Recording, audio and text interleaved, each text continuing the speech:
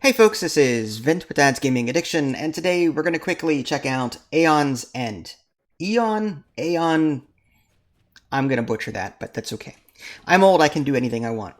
You can find this digital adaptation of the popular card game on Steam for about 15 bucks. There is some DLC that you can also purchase with it. There's the New Age mode, which introduces this expedition mode. That's sort of like a gauntlet where you start off and if you get past the first level, you move on to the next one with the same characters, but you can get upgrades along the way, but then the bosses get harder. So again, it's a gauntlet. You're trying to get as far as you can. I don't own that, so I can't show you that, but it's there if you want it. There are some other DLC packs as well, and all of that will run you roughly 30 bucks for all the DLC, plus the $15 for the core game. And again, this is based off of an actual tabletop game, one that I do not own.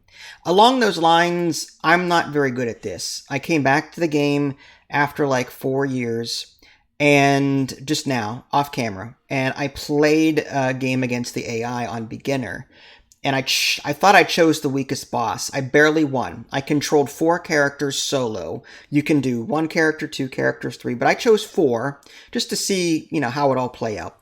And I won, barely. I'm sure there were things I could be doing better. So don't treat this as like a how to beat the game. No.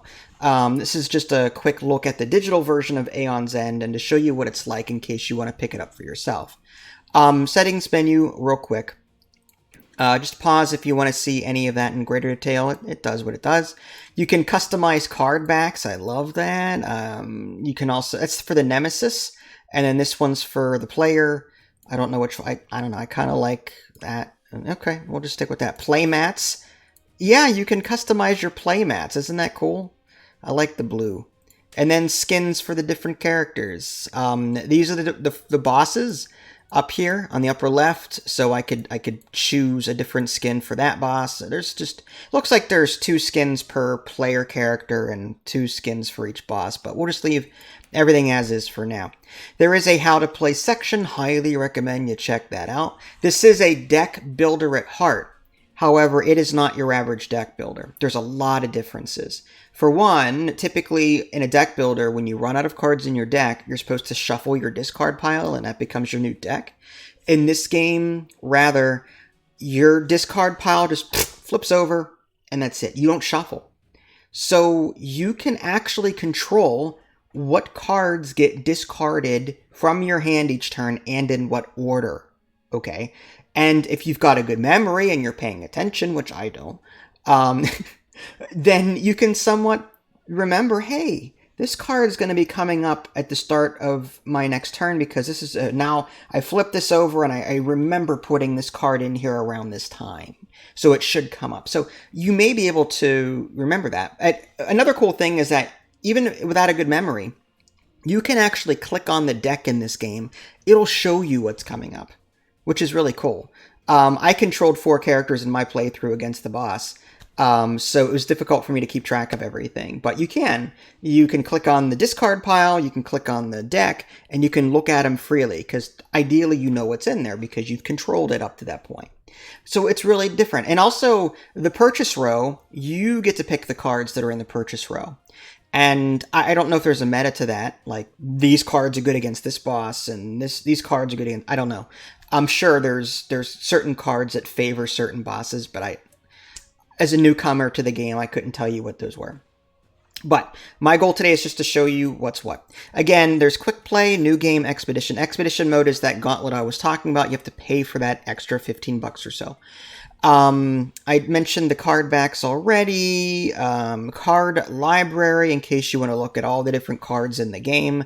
I still don't know all the different cards in the game, so we'll just skip that for now. I'm going to click on new game and don't ask again. Okay, so here we are setting up the game. We're going to pick one boss. Now, the core game has these 4 bosses. This has the number 2 on it, but I don't know what the number 2 means. I wonder if that's like level of difficulty, but hovering my mouse over this does not tell me what that is. I wonder if I can sort it by, difficulty. Okay, that's what it is. So, yeah, Rageborn, I guess, is the easiest, and then Carapace Queen, and then Crooked Mask. But these are other DLCs that are available should you want to get those. So I'm going to pick Rageborn, and I'm going to choose, I guess, 4 mages just to show you what that's like. So that one, that one, that one, and that one. Okay, so if I right-click, that was my team comp for my off-camera playthrough. So each character has a slightly different starting hand as far as I can tell. Like, there's this amethyst shard here that this character has. This one instead has moonstone shard. You'll notice these little, like, suns.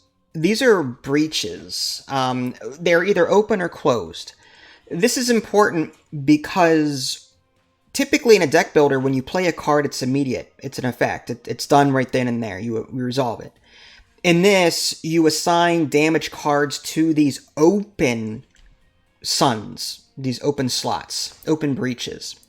And then on your next turn, they resolve. So the effects are sort of, delayed.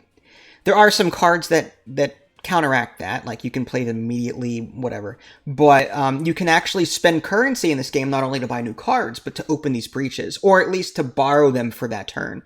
You can, like, focus a closed breach, use it temporarily for that turn, and then it becomes closed again on your next turn. So there's a couple of different ways to go about this. Each character also has a different ability. They can also spend the currency that they're earning every turn to fill up their little pie wheel. And when it becomes full, they get to activate their ability. And different characters have different abilities. Like this Brahma. Any player gains 4 life. So you have to fill up that pie wheel with your currency. And yeah, the currency in this game are these gems. It says gain 1, looks like Zoro. It looks like a Z, but I'm guessing it's like energy or whatnot. But basically crystals in this game are going to be your currency. Okay, so with that said, I'm going to pick these 4 characters. Difficulty, there's beginner, normal, expert, extinction, hell no. Beginner, excuse my French. Turn order, individual cards. So I'm thinking, I've never played on paired mages, but it says here, 2 turn order cards for each pair of players. Each player gets 1 turn per round. So I'm guessing it groups the mages up into pairs. I like this better. This is just, what happens is, the enemy gets 2 cards, and each character gets a single card, at least in this setup. And they're shuffled, and then that determines, like, initiative order for that round. You can't actually see who, though, is taking the next turn until a card is flipped. So it could be that the enemy goes twice in a row right out of the gate, but then you get to take 4 turns uninterrupted because you've got 4 different characters. I'm going to go ahead and choose real quick my supply, the purchase area. Different cards have different things. I honestly, again, don't know what the ideal setup is. Each player reveals the top card of their deck and either discards it or returns it to the top of their deck. This one, when you gain this, you may place it on top of your deck. This one is, if this is the second time you've played Diamond Cluster, gain an additional 2. That could be useful. I have to put 3 gems in there. So, I'm thinking something cheap. Maybe the 3s. So maybe a 3. I can put it on top of my deck. Yeah, why not? That one, Searing Ruby. Gain additional 1 that can only be used on gaining a spell. I like that one. And then this one is, if this is the first time you've played Clouded Sapphire, any ally gains a charge. Yeah, plus 3 energy from that. Okay. I'm gonna do those 3 crystals, and now we're into relics that we can buy. Gain a charge, and charges again, that's filling up the little pie wheel on these different characters. This is, next time you focus or open a breach this turn, it costs 3 less. That's an easy way, well, it's a helpful way of opening up those breaches.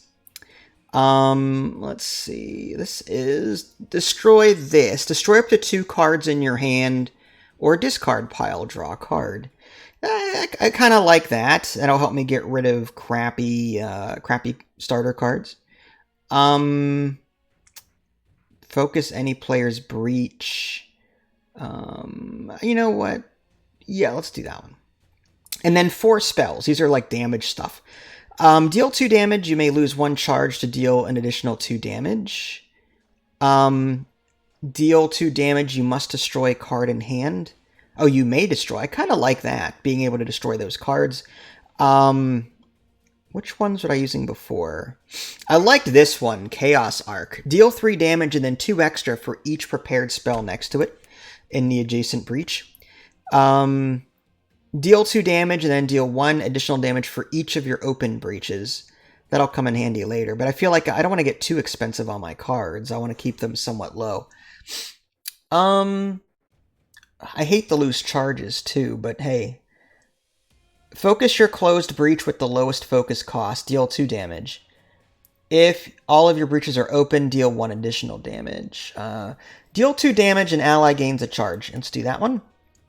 And while prepped at the end of your casting phase, deal a damage. Okay. Lava Tendril. All right. That's kind of cool. We'll do that one. Okay. So there are presets that you can click on. I'm not going to do that now because that actually ruin this setup here. Okay, with that said, let's go ahead and hit fight. I'm not going to take you through a full game, but I want to show you what this is like. Oh, so he gets to go first. If you look on the very top middle of the screen, Gravehold suffers 5. All right, I'll explain what's going on in a moment. Okay, so he gets to go. Are you kidding me? He gets to go twice in a row. He played a power card. Okay, so now it's my turn. Okay, so what are we trying to do? We are trying to kill the bad guy. This guy. He's got 60 health. That's the little blood droplet on the upper middle of the screen. Then to the right of it is my main base. That, I don't remember the name of it, but it's like, it's not Dragonhold, it's something. But you're trying to protect it, and if it goes, then that's it. That's bad. You also, can lose characters as you play too. You don't want to do that. I don't think they're eliminated, but I think their abilities are significantly reduced. Anyway, so upper right-hand corner is the purchase area. The different characters are to the right. My character, the active player right now, is on the left. I know my head's probably covering some of that. All right, and then he's going to be, on his turn, drawing cards from his own personal deck and doing bad things to me. To discard this nasty power that he's got, discard 3 cards in hand. If I don't, power 2, unleash, any player suffers 4 damage. So if I don't get rid of it, the unleash is like a special thing that the enemy does. And that's like an attack, if I remember correctly. Again, I'm still new to this. I'm going to play all my gems down here. Well, I don't want to discard. Let's go back. I wonder if it's because... Oh, because I clicked on this Woven Sky. I was discarding cards to get rid of that. Let's play all gems. Oh, I want to get rid of this. Undo. Sometimes this... Okay, there we go. Play all gems. Oh, yeah, sometimes the UI just fights me. Okay, so I've got... Do I want to do this? Gain 1 energy. Any ally may draw a card and then discard a card in hand. I don't see a reason to do that yet. Maybe there's a reason to do it. I don't know. But I'm going to play... Actually... Yeah, I'm going to do that. I'm going to open this for 3. I've got exactly 3. And now I'm going to place that spark there. So this is these are my breaches. And I had an extra attack card, and there was nothing I could do with it. So I spent the mana to open up the next one. The next one's going to cost 9 mana or 9 energy to open. If I want to borrow it for a turn, I have to pay 3. So that's all I can do, really. Now I'm going to drag these to my discard pile in the order that I want. Okay. And now this lady gets to go. And again, I can click on her draw pile, the deck, to see what's coming up.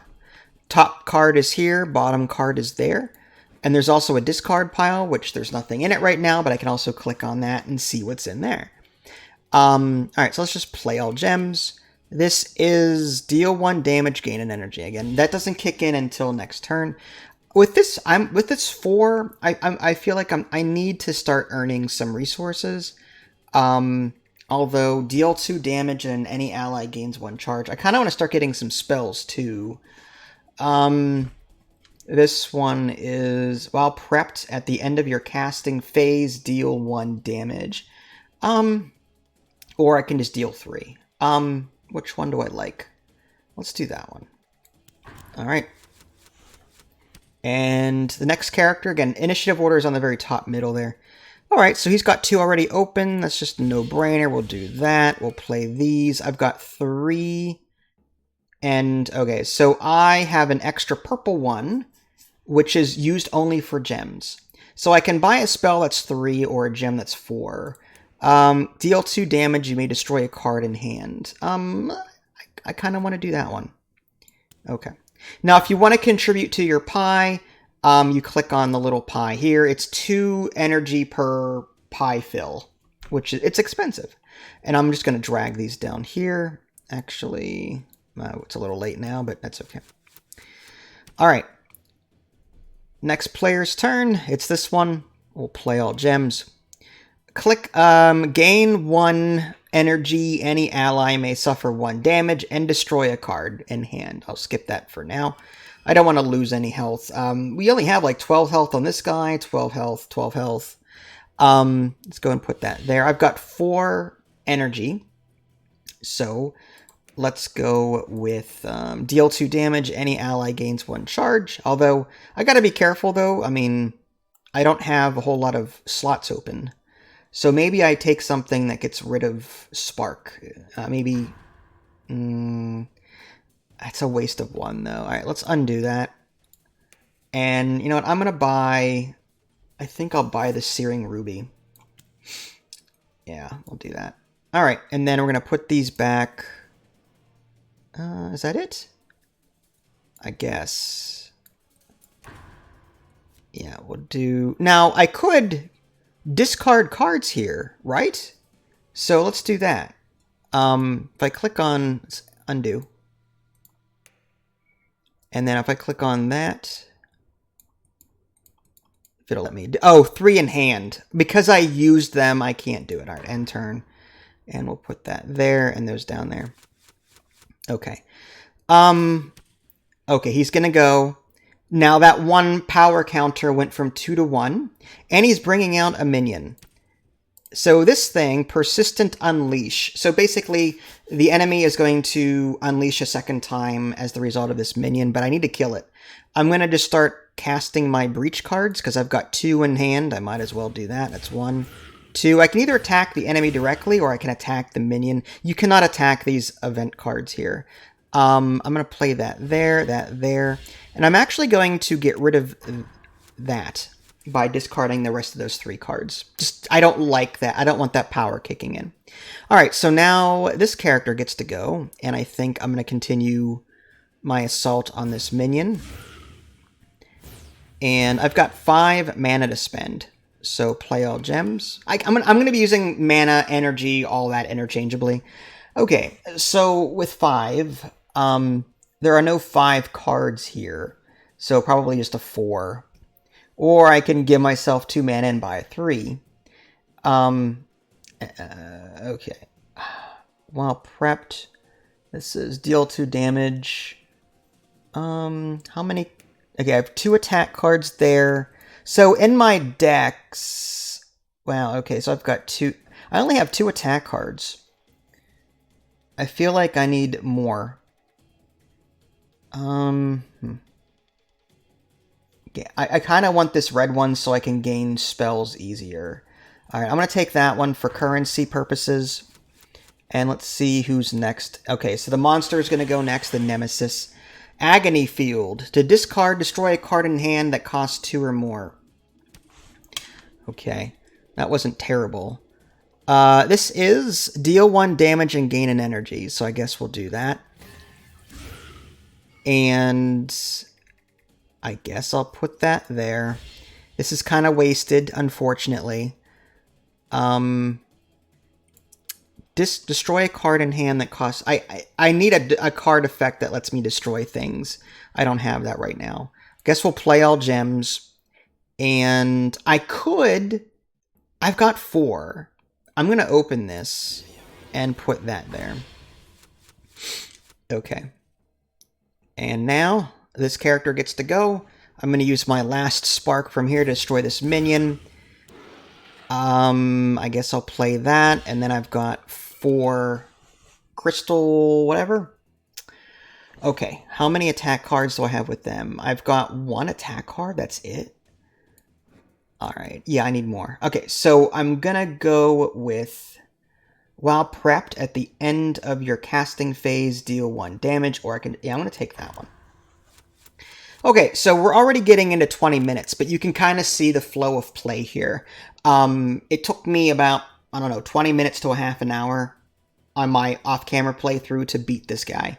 Again, it was pretty close. And this fury count over here is gonna be ticking up as different things happen, and when it reaches its full thing, I think he does a strike card. Yeah, order is not shown, so he's going to draw one of these and do something nasty to me, and he's going to gain fury as he keeps playing. So that is Aeon's End, and as a quick review, first impressions, whatever, I'm loving this game. I wish I had the tabletop version, but I have a feeling I would be very overwhelmed by it. But at the same time, I wish I had it because I could modify it to make the game easier for me to learn, and not so difficult. In the computer version here, it is programmed to be this difficult on beginner, this difficult to be on moderate, and so on. I would like to be able to maybe add cards in the boss deck that does nothing, to give myself a break every now and again. That way I've got extra time to deck build or whatever it is I need to do. But I can't do that in a digital version. It's not programmed to accept that kind of input. House rules, that kind of thing. I would love to be able to do that, but I can't. So that's my only real complaint. But playing the PC version is sort of preparing me for if I end up buying this on tabletop. I mean, I don't even know if it's around anymore, to be honest. And if it is, it's probably expensive. But this is a great game. I'm loving it. It's overwhelming because, again, in a standard deck builder, you're not thinking about what's in your discard pile or deck typically, because what comes up what comes up, and you accept it. In this game, you're ordering everything. You're controlling what goes in your discard pile. So there's strategy there, and that opens the door to a whole new way of thinking that I typically don't do in a deck builder. And I think that's a strategy or a concept that's going to take me a while to fully grasp and to use to my advantage. I mean, obviously, one might think, okay, well, if you've got a really powerful card this turn, discard the more powerful ones first so that you can play them first. Because if you're discarding them first, whatever's on top here is on the bottom of the deck when it flips. So you want your more powerful cards to be discarded first. You can have access to them first. I don't know if that's right, but to me it seems logical. But yeah, this is a pretty decent digital adaptation. It's overwhelming, but I love that there's more DLC for it. I would love to try out that expedition mode. The next time this goes on sale, either on Humble Bundle or Steam, whatnot, it typically is. I plan to pick up the rest of the DLC in the expedition mode because I love stuff like this. I wish I were better at it, but I like stuff like this. And there are other ways to play it too. I played the individual turn order mode where there's a team mode. I'm playing with 4 characters. I may want to just start with 2 to make it less confusing for me. So there's different things to try out here. And I want to unlock new characters too with this other DLC that's out there so that I can try out ones and find ones I like. So there you go, folks. This is a great deck building game. It's not your average one though, and there is a learning curve, so just be warned of that. But if you want to try something deck buildish, if that's a word, but with slight twists and turns here and there, and you don't mind a little bit of a learning curve, but you might enjoy something a little different than standard, then definitely check this one out. If you guys haven't already, subscribed to me on Twitch and YouTube. That way you can stay up to date with any new content I'm going to publish. This is Vince. Thanks for watching, and I will catch you all next time. Take care.